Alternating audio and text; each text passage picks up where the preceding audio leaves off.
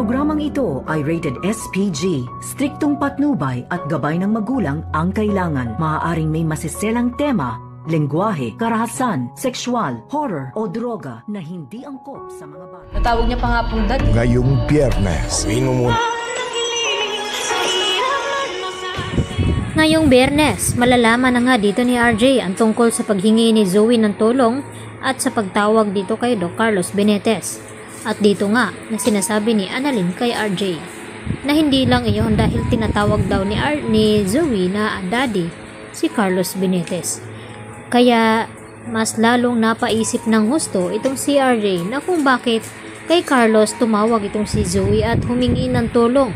Lalo pat sinabi ni Lynette na umalis daw agad itong si Carlos ng hating gabi at hindi niya daw alam kung saan ito nagpunta o baka pinuntahan itong si Zoe dahil humingi nga daw ito ng tulong. Kaya mas nadagdagan ngayon ang problema ni Doc RJ dahil sa hindi pa rin nila mahanap itong si Don Pepe.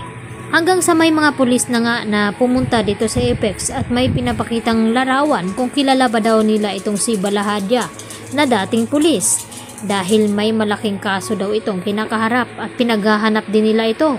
At dito nga na natatandaan ni RJ na itong si Balahadya ang dating kasabwat at auhan dito ni Moira tungkol sa pagtago dito sa hard drive ng CCTV footage sa nangyaring aksidente ni Doc RJ.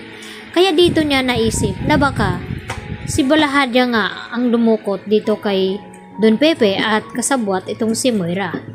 Kaya naman ang sabihin din dito ni Annalyn kay RJ na itong si Balahadya ay nakita din daw nila sa hotel kung saan nanunuluyan itong si Moira at kung saan na makipagkita din itong si Don Pepe kay Moira noon. At malinaw nga sa kanila na nakita din dito ni Annalyn na may wheelchair ngang hinihiram itong si Moira sa front desk ng hotel. At dito naman na sinabi ni RJ sa mga pulis na magkasabwat nga talaga itong si Moira at itong ngang si Balahadya. At walang duda na baka sila din ang kumuha at tumangay dito sa pera na 100 milyong peso na nakuha nga ng mga kidnapper. At dahil dito, uuwi naman itong si Zoe dito sa Apex Hospital at dito naman na sabihin ni Annalyn na alam na daw nila na may suspitsa na sila sa pagkawala dito ni Don Pepe dahil nga sa larawan ito ni Balahadya.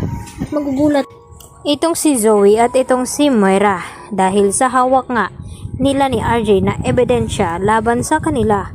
Kaya agad naman nas mapilitan na sabihin dito ni Zoe kay Annalyn na talagang tinuluyan na nga tapusin dito ni Moira itong si matanda na si Don Pepe.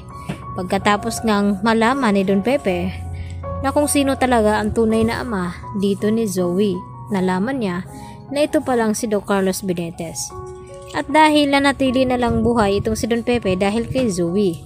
At ngayon nga napilit na pinapauwi ni Moira itong si Zoe sa hotel dahil sa gusto niyang magpahinga ito. At sinabi ni Balahadya kay Moira na kapag nakaalis daw itong si Zoe ay sila daw bahalang magligpit dito sa matanda. At makakaya nga ba ng konsensya ni Zoe na basta na lamang iiwanan itong si Don Pepe na hindi niya tutulungan. Dahil kabilin-bilinan din ni Don Pepe dito kay Zoe na kahit ano daw mangyari sa kanya ay mananatili din daw na apo itong si Zoe dito ni Don Pepe.